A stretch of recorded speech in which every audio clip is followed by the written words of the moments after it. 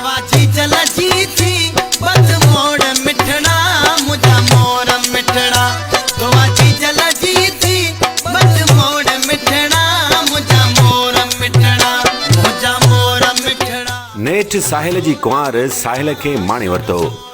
ॿिन्ही ॿाहुनि खां महरूम बासलाहियत नौजवान साहिल बुघियो ऐं ग़ज़ल जी प्रेम कहाणीअ में ख़ूबसूरत मोड़ अची वियो। साहिल ऐं ग़ज़ल ख़ान शादी जे ॿंधण में ॿधिजी विया आहिनि। ग़ज़ल दुनिया जी परवाह न कंदे ॿिन्ही ॿाहुनि खां महरूम नौजवान साहिल खे पंहिंजो जीवन साथी चूंडियो ऐं 6 सालनि जी प्रेम कहाणीअ बाद नेठ ॿिन्ही जी शादी थी वई। साहिल बुघियो जाइ जम ॿिन्ही ॿाहुनि खां महरूम आहे, पर हुन पंहिंजी महरूमीअ खे कमज़ोरी बनाइण बदिरां आला तालीम मुकमल कई ऐं अॼुकल्ह डिसेबल वेलफेयर एसोसिएशन में प्रोजेक्ट मैनेजर तौरु नौकरी करे थो। जॾहिं त संदसि कुंवार हिकु नॉर्मल इंसान आहे जेका हैदराबाद जी हिकु सरकारी कॉलेज में लेक्चरार तौरु मुक़ररु आहे। असल में यूनिवर्सिटी में हुयो असांजो पढ़ंदा हुआसीं गॾु। उन खां पोइ शी प्रपोज मी, उन खां पोइ उन मूंखे प्रपोज कयो ऐं उन खां पोइ 6 साल थी विया इन रिलेशन खे ऐं हींअर फाइनली हिन साल मुंहिंजी ॻाल्हि पकी थी ऐं हींअर असां निकाह थी वियो हींअर बंधन में गॾु।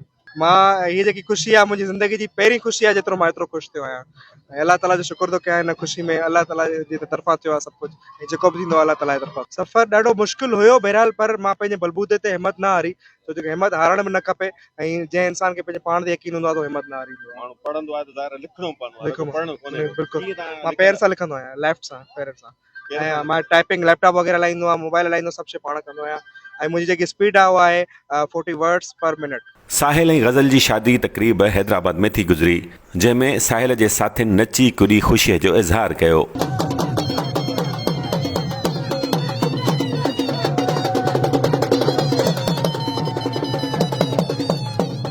मैं कराची से आई हूँ।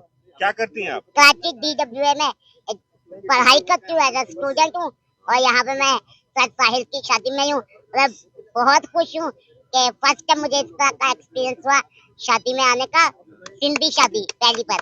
आप ये देखें हम पर्सन विद डिसेबल में इत्तेहाद प्यार यूनिटी कितनी है कि इसमें पूरे कराची से सारे लोग जमा हुए हैं। एक हमारा ऐसा लीडर साहिल बोगी है जो एक हमारा मोटिवेशन स्पीकर है, एक हम लोगों के लिए रोल मॉडल है। उसके लिए आज पूरे हमारी मेल हमारी जो लड़कियां हैं वो भी और जो लड़के सब तैयार होके आए विदाउट आर्म्स विदाउट लेग। ऐं ख़ुशाइन ॻाल्हि इहा आहे कि असांजे मुआशरे में ख़ासि चेंज अचे पियो। साहिल जंहिंजा 2 हथ पेर कोन्हनि ऐं हू छोकिरी जेकी बिल्कुलु नॉर्मल आहे ऐं ॿिन्हिनि जो प्यार थींदो आहे, शादी थिए पई। इन जो मतिलबु असांजी सोसाइटी खे मेच्योर करने में वञे पई। अॻे त असां टीवी जे स्क्रीन ते ॾिसंदा हुआसीं त माज़ूर अफ़राद रिसीबल जेके आहिनि उहे वॾा वॾा कमाल करतब ॾेखारनि था, पर अॼु हितां जे इदारनि समाजी दोस्तनि मुतहरिक माण्हुनि इन्हनि ते महिनत जॾहिं कई आहे त ही माण्हू असां आम अफ़रादनि खां वधीक कारगर साबित थिया आहिनि, वॾा कमाल ॾेखारिया आहिनि। हिननि इल्म में सलाहियतूं हिननि खे जेका रब जी ॾिनल दात आहे उनखे हुननि उजागर कयो आहे। साहिल बुघियो जो किरदारु उन्हनि माण्हुनि लाइ यकीनन उत्साह आहे जेके रब साईं तरफ़ां ॾिनल समूरिन नेमतुनि बावजूदु मायूस थी वेंदा आहिनि।